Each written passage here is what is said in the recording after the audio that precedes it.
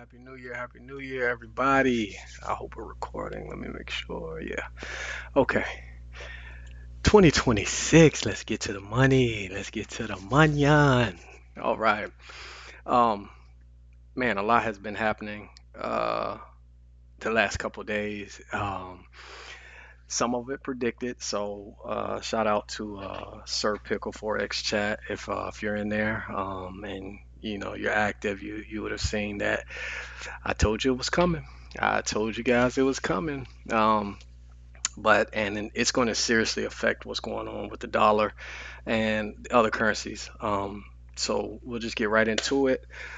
I always start everything off with the bonds every day. And I'll just kind of give a top down quickly of bonds, Dixie, Euro, the pound, and JPY basket. Oh, and gold as well. So let's just go ahead and get straight into it. So for the bonds, inversely correlated with dollar. So I don't do too much structure or anything on bonds. I'm just looking as a whole whether we're going up or down. So if I'm looking for lower prices on bonds, I typically am looking at higher prices on Dixie. So here I use the T bonds, the 10-year note, and the 5-year note. So T bonds 30-year. Um, and our previous month high, previous month low, if just as it appears, I would expect us to go and grab the previous month low.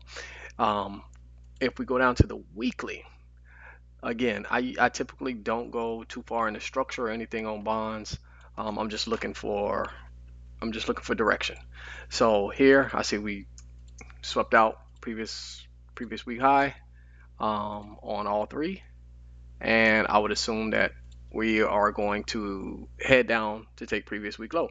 Um, so my direction on Dixie would this week would be a bullish would be bullish. If I go down to the daily, this these wicks we could probably see a retracement to because these are just gaps on the lower time frame. Um, so I would say let's take a look at it actually. So if we get down to let's go down to 1 hour. So we have a couple of imbalances here that we can possibly go fill.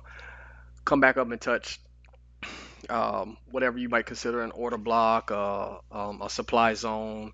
Um, it appears we have something here. Let's see, something here. So you may get something, here, here, here, here, and then it could do anything from here. So that's really my outlook on bonds. It's the first thing I check because bonds move Dixie, Dixie moves the market, moves everything else. So let's just go to Dixie actually. So I've already marked up a couple things. So here we're in our higher time frame range right here. I'm not looking for so much structure on the monthly because it'll just take so long to complete. So what I'm really looking at is my previous month high, previous month low. Same thing on bonds. Um, and here it would appear that we may be in a bearish market, but this is a little consolidation here. So I would need to go down to the lower time frame to actually get a better view, some more data on what I'm looking at. So from here, you can ignore these. Let's see. It's just we swept out both sides. So from here, I can see we swept the previous week, last week here, and well, the previous week, and then we started moving bullish on this week. This is what I trade. I trade failure swings. I always want to see failure swings being created or being targeted. So for me, I'm looking at this area, this sweep, and this retest as a failure swing to come back later to be targeted. But my eyes immediately go here, here, failure swings. So, and we have a slight imbalance right here, right above that monthly gap. So I would be looking somewhere. First target is previous week high. Next target would be here. Um, and if I get down to the daily, well, you know what? I actually just here. Here we go. Here goes some structure for you guys.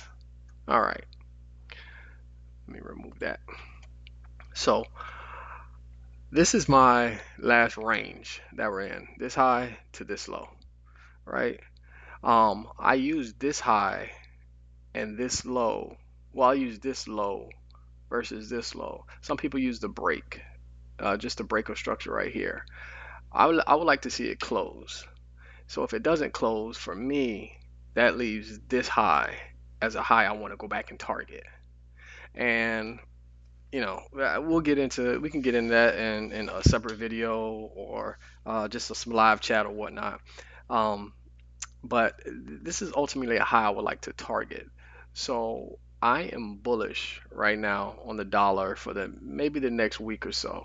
And this has something to do with that news. I actually expect there to be a gap, an opening gap, a nice new week opening gap today. And I expect us to target this daily gap here. Um, and from the daily, if we go down to the 1 hour, let's break it all the way down. All right. Okay. So this was my range. This is my H4 range from, let me remove this. Let me actually remove that. This was my H4 range. Once we broke this became the range. Let me just do it so it's easier. All right. So this became the range. That's your premium. That's your discount. We we reached back in. I don't even know how you say that. We came back into OTE, into the discount, and we just took off from there. We created what here? We created failure swings. All look I'm sorry, 1, 2, 3, 4, 5 different failure swings here. So what I would actually like to see, let me move that. What I would actually like to see is just some action down here. Um, who knows? We can create a gap. We can take out those swings. Then we can come back um, into some type of discount here. And I would expect us to come up here. Now, once we get here, I want to hear some type of news, some type of action, right? I want something to tell us, hey, okay, this is where early sellers, this is where inducement happens. This is where, let's say, I don't know, the president says something crazy, and we come up here and we shoot down, right? And everybody's like, oh man, the dollar's bearish, dollar's bearish. But if we look on that higher time frame, I want to see us come back up here, because look, we have equal highs everywhere up here, and we sweep that previous week high. Now from here, we can do anything. We can take out the lows, we can continue higher. I don't care. But I'm going to be bullish until this area. So you can put this specifically this area 98,911, 98,820, that area. So I'm expecting some type of reversal, some type of significant price action to happen here. Um, and again, we can get more into that as we go along. But I'm just kind of wanted to make a quick video. This is actually my first video, so if I'm scooting along too fast, I apologize. I'll get better. So let's go to Euro. I'm gonna start on the monthly. Same thing for Euro. Um, on the monthly, we swap out this previous month. We expanded away. I expect us to dig into this monthly candle a little bit. Um, I'm not looking to take the low of the monthly candle, but I would like to see some type of reaction in this candle. Let me remove this. Let me take this. Sorry, I don't need a weekly. So here, look, failure swing to the highs. Swept that high, expanded lower. Here's my range. We get a look better on the daily. Yeah. Here's my range, and so I'm expecting. I like to trade. STS for me is a short-term sweep, so I'm looking for anything to sweep out this short term. Um, you also have short term here, but I would prefer to see it come down here, just because I'm expecting more expansion on the dollar. So I'm looking here, but I'll have this alert on my chart. Um, just this would be some type of target, uh, short-term low-hanging fruit target right there. But here we swept out the daily.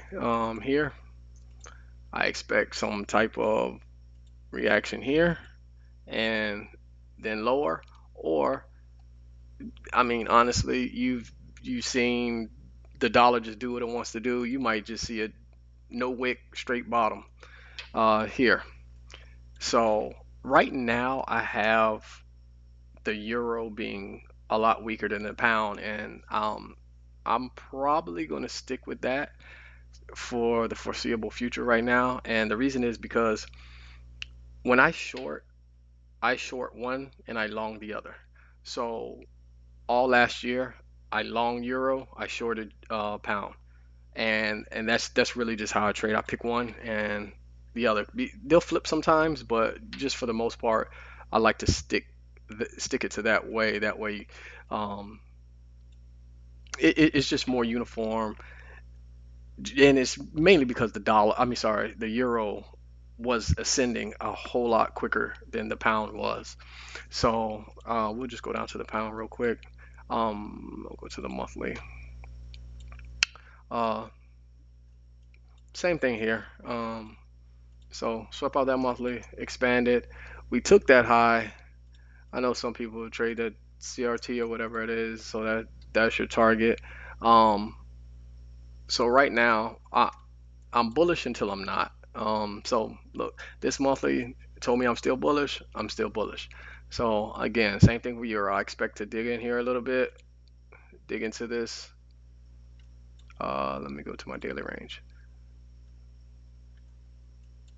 I expect to dig in here, and I expect to, come up here to this daily gap, and then we can dance from here. Who knows? We can come up here, here, here. Who knows? That way, this way.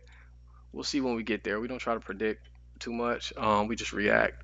But this right here lets me know I possibly want to dig a little bit lower into this range. So I'm looking here. Oh, I don't have to take out this low. But again, since I'm expecting higher prices on Dixie, I'm expecting lower here. And this is where you get into your SMT, because the euro could take out this low, and the pound, since it's, you could have something like this. So let's just move along. So this is what's interesting to me right now. Gold. Look at this. This is crazy. This is actually crazy. So, you could have been buying gold for the last 2 years and not lost a penny. Every month.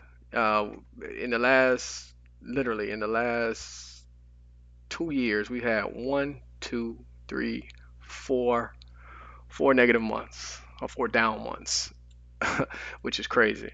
Um, so listen, again, not too much structure here. We swept out this high, swept out these previous months here, and um, so from here, it's so interesting to me on gold right now, because you have a situation where war is almost inevitable, and when there is war like this, gold is a risk off asset.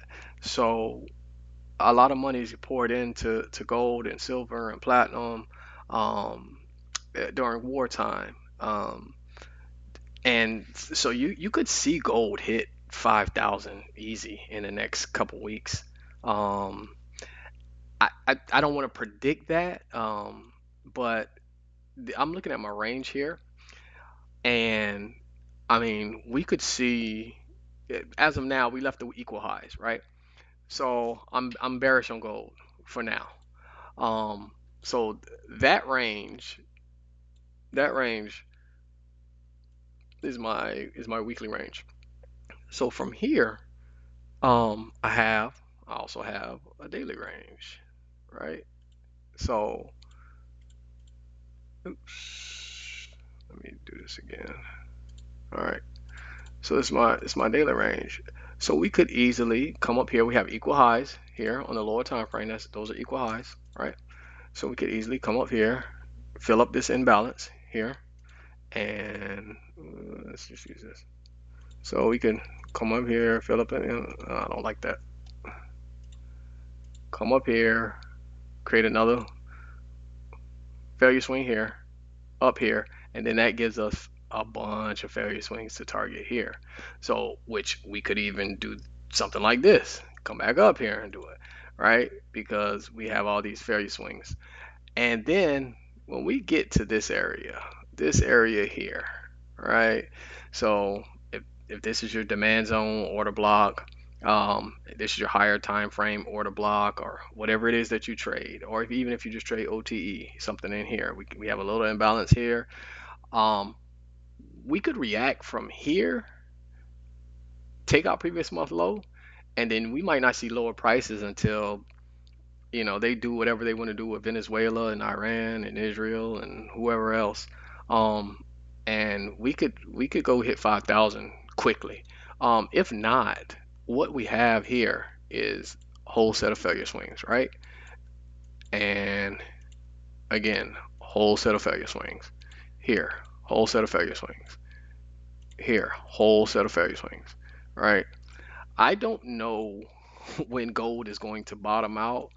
Um, and nobody knows. I have no idea if it'll ever come. Well, I ain't gonna say ever, but because they'll have to correct price at some point. But could be a long time before we see anything down here. Um, so that's just something to watch. So I'll be watching like this. I definitely will be watching like this. I don't even have to go to a lower time frame because right now my target is these equal highs, and then from there I'm bearish, and I'll be after we take this low, which this is probably previous week's low. I definitely will be. I have my eyes open. So usually I chart the futures, but to see it, most people have been asking me to do the CFDs. So